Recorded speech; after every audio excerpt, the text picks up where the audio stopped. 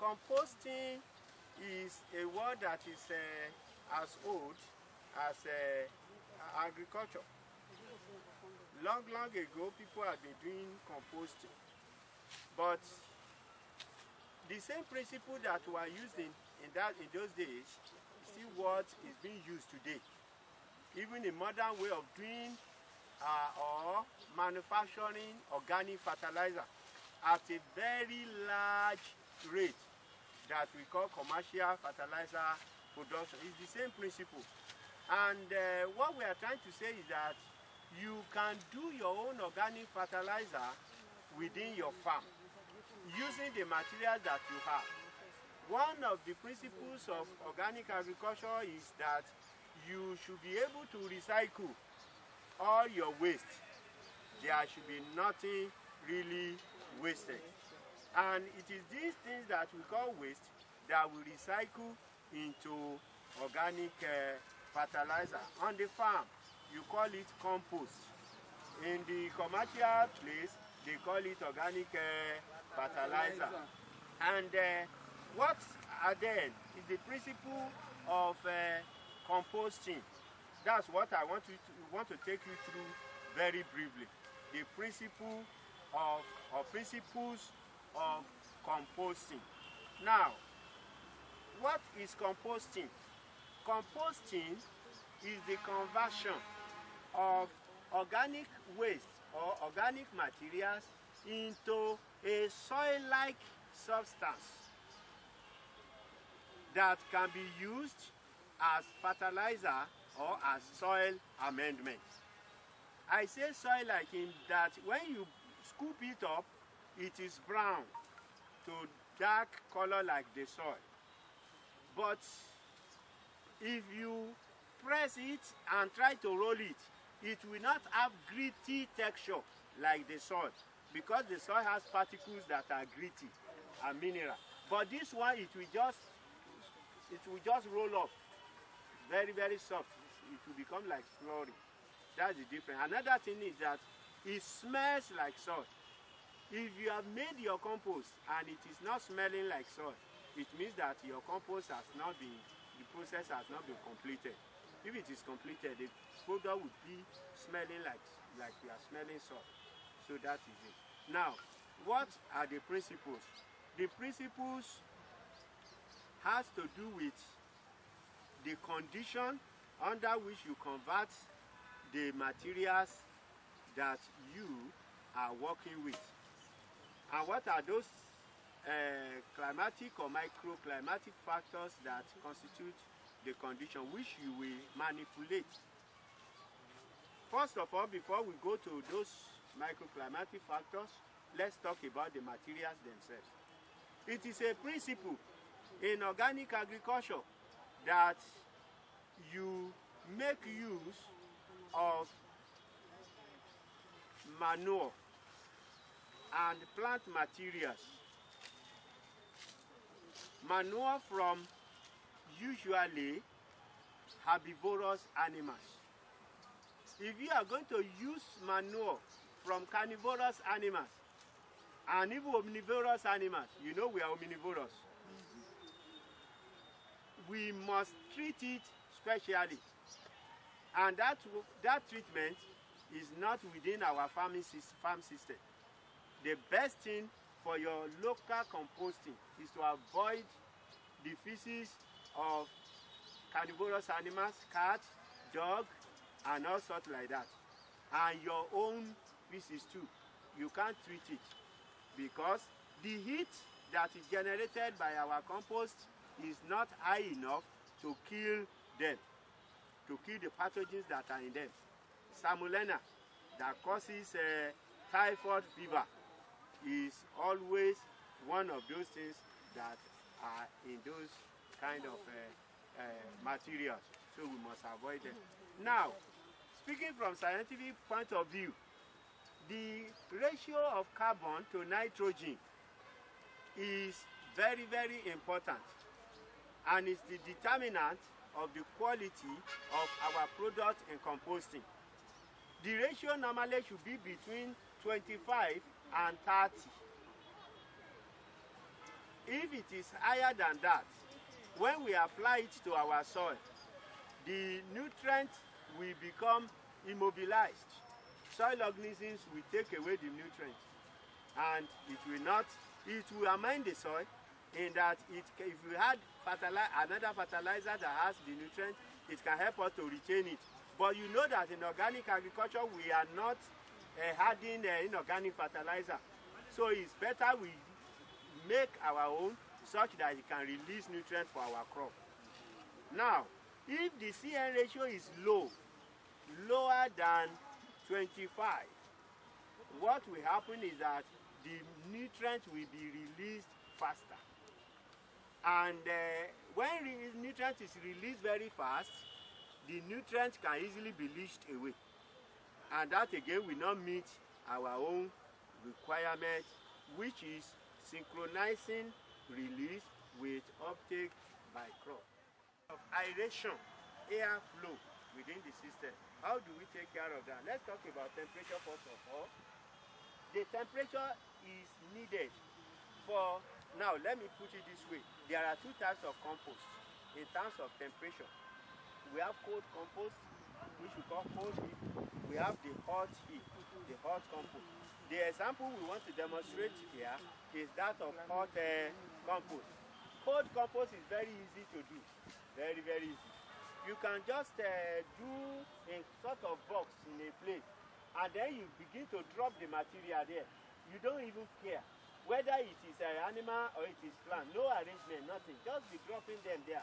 You can do it at the backyard in the house, and just it could be an old tire that you just put on the ground. You are dropping them, you are dropping them, you are dropping. When they are full, just cover it up and leave it there. But for the next 6 months, you may not get your result. Your result may take 1 year before you get it. But when you get it, it is all right. It's very good for you to use. But you want something fast, very fast.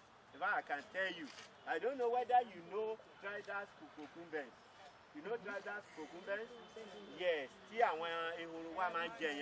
In fact, just get plenty of it. Use it as the animal, as the plant material for your compost, and use just a little of cow dung. Cow dung now. This time around, you may use poultry manure, but poultry manure is lower in CN ratio than cow dung.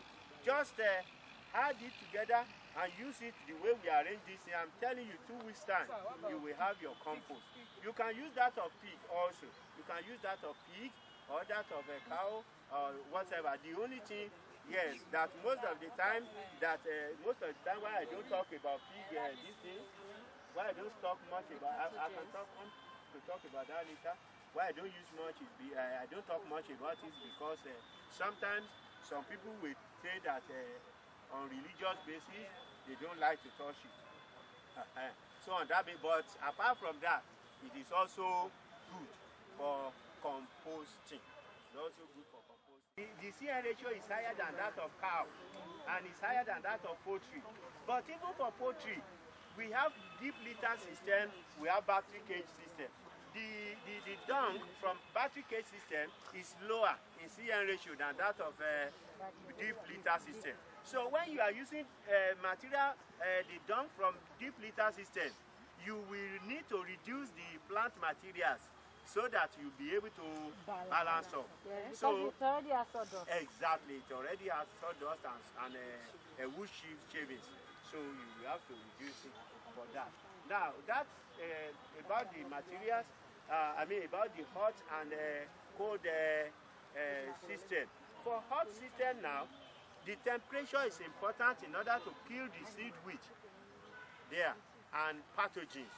Now the temperature, this is how it happens, that when you have set up the compost, then the organism begin to work. And because the heat is not easily dissipated, then it will just begin to increase the temperature, the heat will build up. When the temperature reaches around 70, that is the maximum that the organisms can endure. They will begin to die. So when they now died, the compost will begin to cool down. At the end of 2 weeks, it would have cooled down completely. When it has cooled down, then you do what we call turning. You do turning. So that means that when you are doing your compost box, you do do two, such that you will turn what is in this one to the other one. So that you can now use this to do a new one, or you can turn it back to it again after another 2 weeks. So by the time you have done that 2, 3, 4 times, like the one I said is very fast to decompose, it may be turning only once that it will happen. Another one, it may be 3 times before it begin to become like salt, while another one will take another 8 weeks before it turns to be like salt. Now, when it comes to aeration, when you want to set up the heap like this, you have this type of wood, you stock it, okay? Normally a standard heap will be, we are not looking for tape to measure and this and that. When I take my step like this, I know that that's 1 meter for me. Okay, maybe you do too, you know all those kinds of measurements. So easily, I just take my step, 1 meter by 1.5 meter. That is the size. Then the height is also 1 meter. 1 meter. That's the size of our compost heap. Yes, it takes a lot of material, but by the time it has decomposed and the compost has formed, your compost will be around 1/3 of the size of what you started with. That's what you will get at the end of the day. And that is something. If you use it very well, it is something. And you can do as many heaps as you can in your farm. You can do it from time to time such that you have materials ready at any time. And you have the materials around you. When you are doing your clearing and all the grasses are heaped like these ones are heaped there, you can just cut it and then you use it. Some other people have even got all these machines and other. There are some that when you go online, all these from Alibaba, Ali, whatever, you will see them. They are chopping machines, cutting machines, all that. Isn't it? Yes. Yes, you can tell your engineer to also fabricate something for you. You understand? Some little machines. It's one of those misconceptions that I talk about, that people think that organic farming is subsistence farming. It's not so. In organic farming, you make use of technology. You make use of mechanical equipment that will help you in your work. So when you do that, it makes things easy for you. It is when you are using hoe and cutlass. And we must graduate from the agriculture of hoe and cutlass. What? Yes, ma? The grass. Can't we stock the grass like that? Must we cut it? If you stock it like that, it will not decompose. It will not compost at all. 6 months, come back, you will meet it there. So, is it the one that is already drying that you are freshly cut? You can use fresh, you can use drying one like that. If you are using drying one like that, you will pour more water. If you are using fresh one, you will pour less water. And again, let me tell you, all plant materials are compostable. All of them. But you want to have something that you can say, I'm customizing. Okay. You understand? I want to customize. Like, our research shows that if you use the compost of maize stover to grow maize, it will perform better than the compost of other materials. Why? The reason is because the composition of the nutrients inside the compost of maize stover is like that of maize. So the proportion is like what the maize needs, and so it's going to do very well. Now you are planting yam, like I said the other time, or potato, sweet potato, taro, and all of them in that category, cocoyam, yes. And then you use that of, you can use compost that you use honeycomb to do, okay? Yes. For my yam. So very good. My yam, I didn't know that. I just mixed it up. Then you mix it straight with the heap, and you put the yam. Oh no, it is going to steam it. Them little, some that they just because by that time you will have decomposed. You will now get better yam. I planted them in bags. Yeah, you will now get better yam. Or bamboo. I think in my picture I have an example of bag. The one we did at last week, we used bamboo. You saw it? We use bamboo. For those that they have a faro, Yes. yes. Exactly.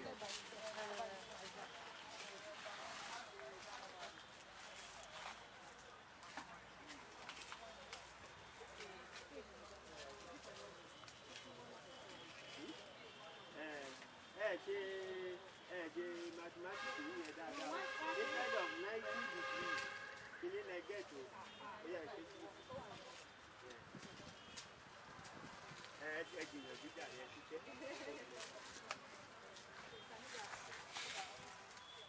must be there. You must maintain moisture between the moisture must be maintained between 30 and 60%.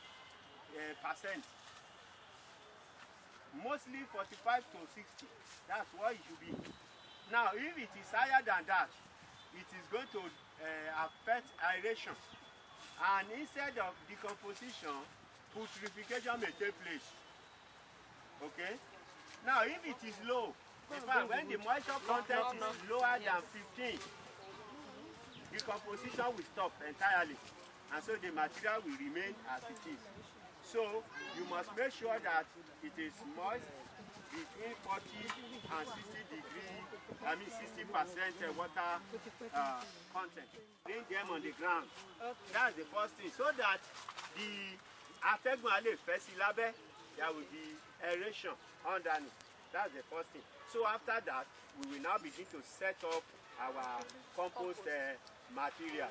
But if it is in the concreted place you want to set up your compost, then you will have to add soil that will contain organisms to that compost. Dig heap, ground, the same size like this, and do it inside that place. But that is more costly of water. It will cost you more now. Even when you want to turn, it's not easy. That's why I always recommend this type. Now this one is more for rainy season. During rainy season, even if you have not placed enough water, cover it with that. But normal thing is that cover it, add water, cover it, and leave it like that. But if it is during rainy season and you dig it like this, and you dig a pit like this, when rain falls, and it will not allow any decomposition any longer. So that's why it's better to avoid it during rainy season. Then this one is easier for you to turn than the one inside the pit. Yes, those are these things. Then apart from that, elevate drum. You know drum? That what man see inside the attack, rotate it. And if it's not too much, materials rotate from time to time. That's for the turning. And it will be decomposing inside and decomposing. That's one. Another one is in which you just get a container where you place earthworms. They are the one that like, in fact, organic agriculture should like earthworms. Organic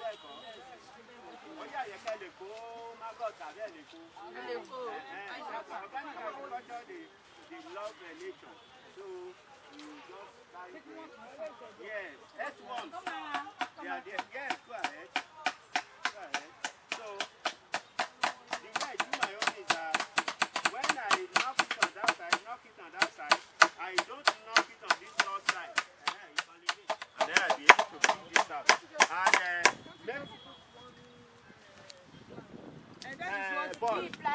No, if you put board, it's okay. It's not that it's not okay. The only difference is that if you put board, they reduce your aeration. Apart from that. But you can use it too. And that means that on top, you may have to put a stick to open for aeration. Now, when you want to turn, then you may do the other one of facing it. Then you turn whatever is inside this one to that side. Okay? Yes, you can still nail it. And then, yes, you can do that. The space is small. You should do it such that your materials will not be falling out. Yes. Must be that this one of wood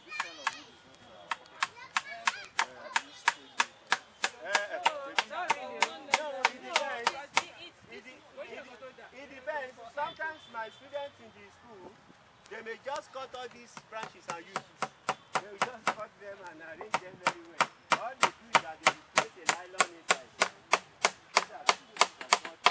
And then they can now punch the nylon inside.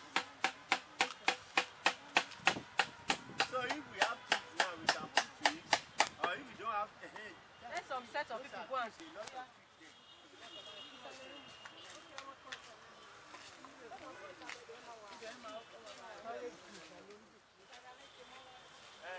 Okay, tomato, exactly. To get there.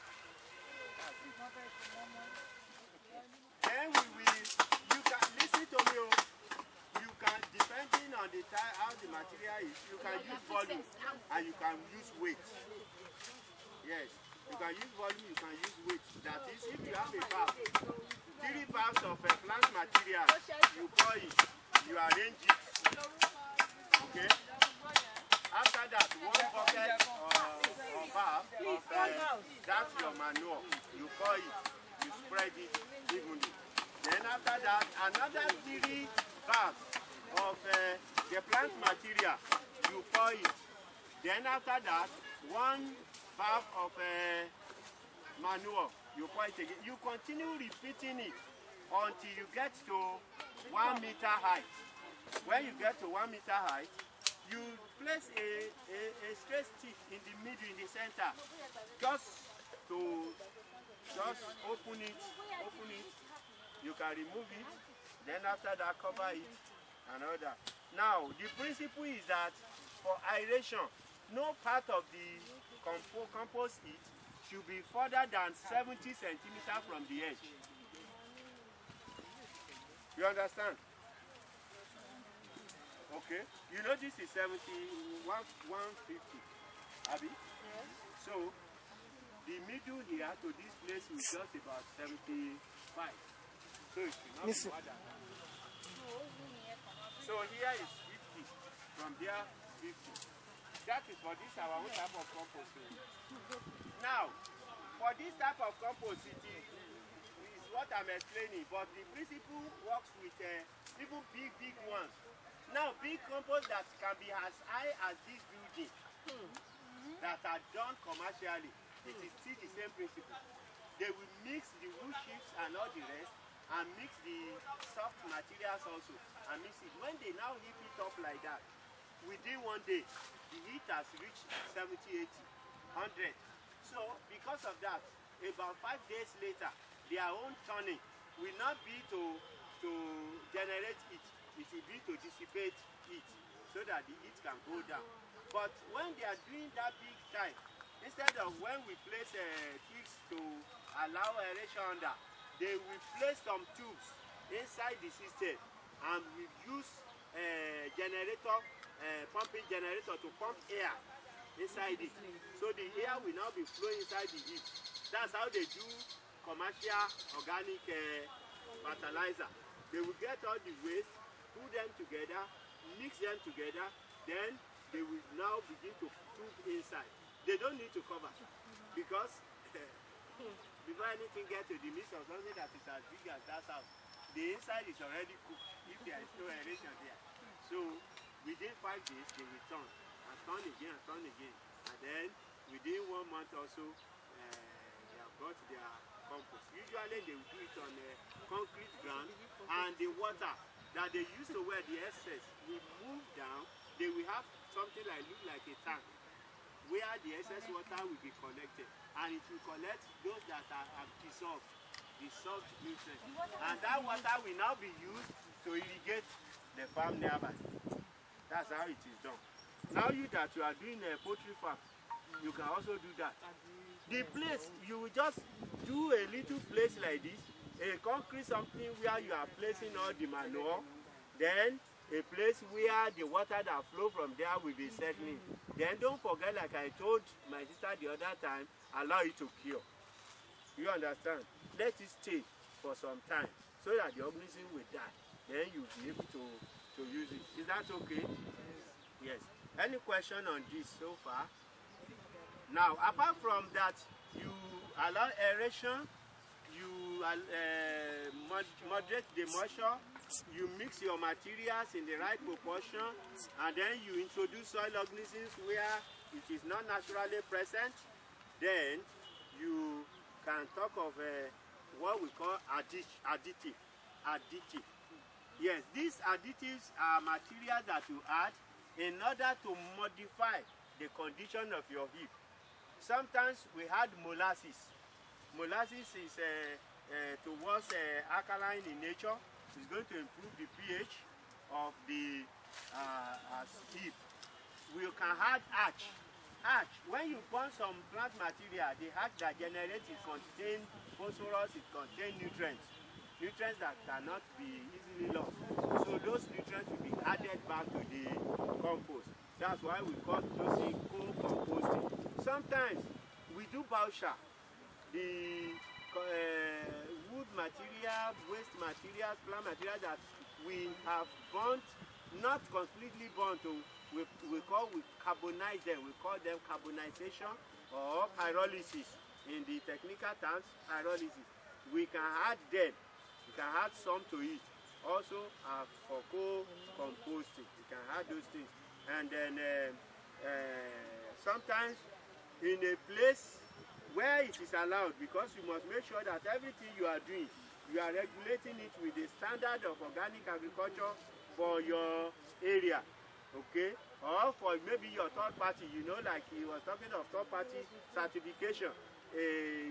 This association in UK, they have said that they want organic yam, and you want to grow organic yam. They will send somebody to come and certify your farm.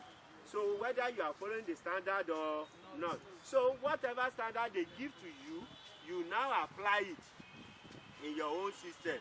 And follow. For example now, in UK, when we do composting, we can do composting of animal materials, animal dungs that come from the conventional system. You know, I've not told you that before. And normally you are to compost materials that come from organic system. That's what makes what you are doing to be organic. But in UK, we do allow that you compost the material, the organic material coming from conventional system. But instead of composting for 2 months or 3 months, you must compost it for 6 months. It's only after that that you can use it. That's the difference. Now, in some places, the soil generally don't have enough phosphorus. How do we handle soil? In such a case, the organic agriculture certification system may allow you to add a little of rock phosphate, which we call amendment, and then you add it to it. Is that okay? So those are what we call additives that we can add to our compost. No more bringing forth heat again. It's no more heating up. Then you leave it there. You cannot leave it there for as long as you can. Except, like I said the other time, there was a time that I opened one of my heaps after leaving it for like 3 months or 4 months, and I opened it like this. It was a cobra that came out. And I ran this way, it ran that way.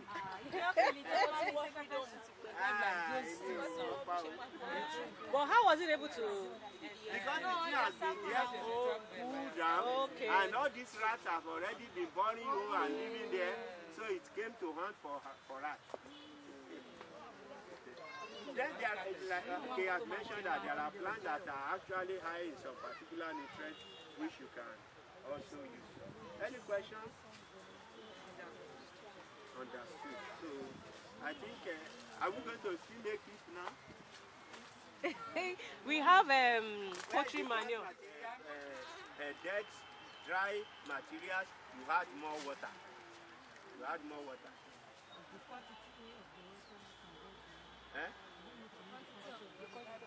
No, just you are watching, make sure that Omi Otidaribu.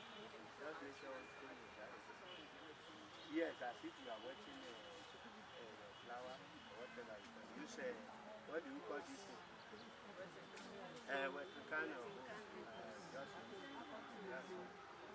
So the other aspect I wanted to talk about is about soil amendments. Soil amendment. Fertilizers and soil amendments, they sometimes are different from one another. Fertilizer, by definition, is anything you add to the soil in order to supply plant nutrients. Okay. So if it is organic in nature, you say organic fertilizer. But anything you add to the soil in order to modify the condition of the soil or to improve the physical, biological, chemical property of the soil, to bring it to optimum condition for your crop growth, that one is called amendment. It may not supply nutrients, but it will improve the structure of your soil. It will improve infiltration. It will improve porosity. It will reduce bulk density. It will reduce compaction. It will make it easy for you to work with your soil, and it will retain water for you. It may improve the cation exchange capacity, which I call nutrient ability of the plant to keep nutrients. It will improve all those things for you, and that will make your crop to do better. Those are the amendments. We have some of you have some of them that you are using. Like you are using something. What was that? Yes, this is amendment. What was that? You are using flat. Somebody is using qua. You know this thing from AGRIBUIZ. Okay. The sharp. It's a man for the sharp. It's a man for the sharp.